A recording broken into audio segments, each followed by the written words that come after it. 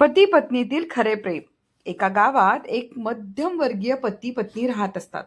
नुकतेच लग्न झालेलं, मात्र एन्जॉय करण्याच्या त्या दिवसात आर्थिक परिस्थिती बेताची असल्यामुळे हाऊस मौज सिनेमा इत्यादी त्यांच्यासाठी अशक्यच होते. तरी एकमेकांवर नितांत प्रेम असल्याने संसार सुरळीत सुरू असतो. पत्नी दिसायला सुस्वरूप, केस तर इतके सुंदर आणि लांब होते की साक्षात सुकेशनी. एके दिवशी कामावर निघण्याची तयारी करताना अचानक पतीच्या घड्याळाचा पट्टा तुटला आणि घड्याळ जमिनीवर पडून बंद पडले. इतक्यात पत्नी त्याला टाटा करायला निमित्ताने आलेली.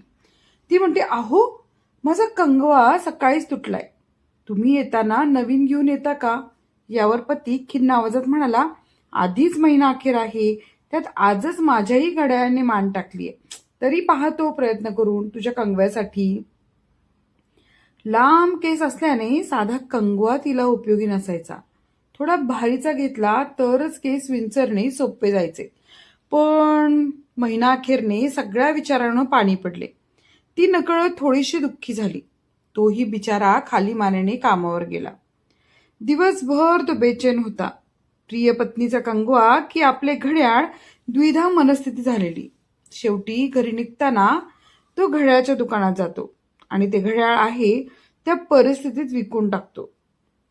आलेल्या पैशातून एक सुंदर कंगवा शिवाय तिच्या आवडीचे सुवासिक वासाचे तेल घेऊन तो निघतो. घरी येतो. घरी आल्यावर पत्नी दार उघडते आणि त्याला धक्काच बसतो, कारण तिने आपले इतके सुंदर केस चक्क कापून लहान केलेले दिसतात. त्याच्या प्रश्नार्थक चेहऱ्याकडे पाहून ती सांगू लागते, अहो, नेहमी या केसांचा हा खर्च आपल्याला परवडणार आहे का?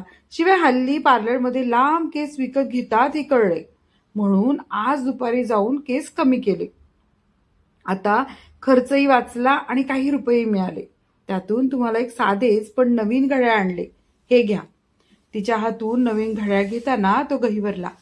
काही न बोलता त्यानेही पिशवीतून तिच्यासाठी आणलेला कंगवा आणि तेल तिला दिले. आता मात्र तिला हुंदका आवरेना. ती मुसमुसत म्हणाली, केस कायमचे गेले नाही, पुन्हा वाढतील की. तुमचा कंगवा वाया जाणार नाही. आणि दोघेही एकमेकांच्या मिठीत घट्ट सामावले. मन हलके झाले होते आणि दोघांचे डोळे मात्र नकळत पाझरत होते. पती पत्नीच्या प्रेमामध्ये आर्थिक परिस्थिती हे कारण कधीच दुःखाचं ठरत नाही आणि ठरू देखील नाही. त्याने तिची भावना जपावी, तिने त्याचे मन ओळखावे. सुंदर जगण्याला अजून काय हवंय? शेवटी तर आपण दोघं असू. जरी भांडलो, राग केला, एकमेकांवर तुटून पडलो, एकमेकांवर दादागिरी करण्यासाठी शेवटी तर आपणच दोघं असू. जे बोलायचंय ते बोल, जे करायचंय ते कर. एकमेकांचे चष्मे शोधण्यासाठी शेवटी तर आपण दोघंच असू. मी रुसलो तर तू मला मनव, तू रुसलीस तर मी तुला मनवीन. एकमेकांचे लाड करण्यासाठी शेवटी तर आपण दोघंच असू.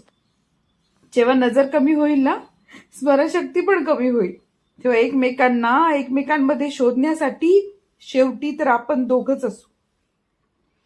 गुडघेदुखी जेव्हा वाढेल, कुठे बाहेर फिरणंही थांबेल, तेव्हा एकमेकांच्या पायाची नखं कापण्यासाठी शेवटी आपण दोघं असू.